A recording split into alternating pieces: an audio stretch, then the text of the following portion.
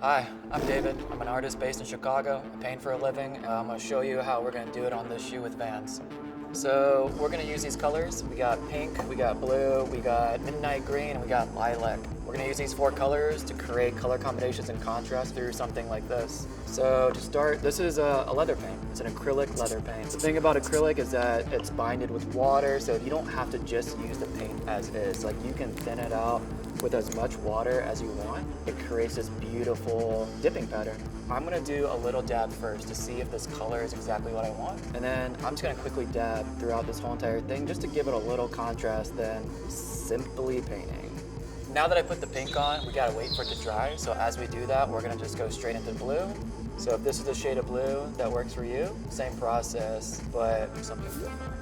So we're gonna continue this blue pattern all the way to the back. If you wanna achieve shades without using white or black, you can play around with the viscosity of water. It leaves this nice little contrast. As we wait for this to dry, we already have 3 different hues of color, which is insane because we only used 2 paints. Pink is fully dry at this point, so we're going to add some textural marks. We're gonna do something a little bit juicier. You can pour this leather paint directly on the brush. Instead of just drowning it in water, keep the pigment on the hair of the brush, and then you can slide down to create like these beautiful seeps. So just make sure that you find a good balance with it, and I think this contrast is really nice.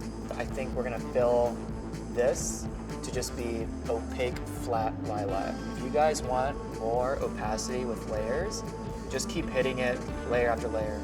I'm gonna add the purple onto the seam. It'll contrast really nicely. We're gonna play with this part of the shoe, add a little bit more textural mark. So instead of brushing, you can also dab.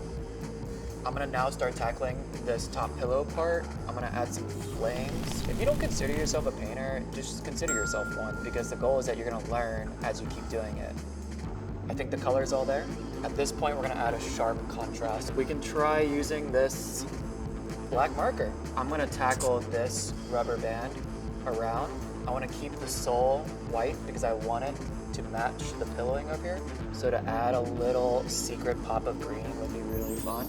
You don't have to thin this part out. You wanna achieve opacity. I think for me, the last finishing touch I wanna do is add a lick of blue on these purple flames. So adding the blue to this purple, we carry on a lot of things that tied it together. So it's nice because there's just little subtle details. Lacing it as a last step, it's kind of rewarding, kind of brings it to life. My name is David Heo, and we're done.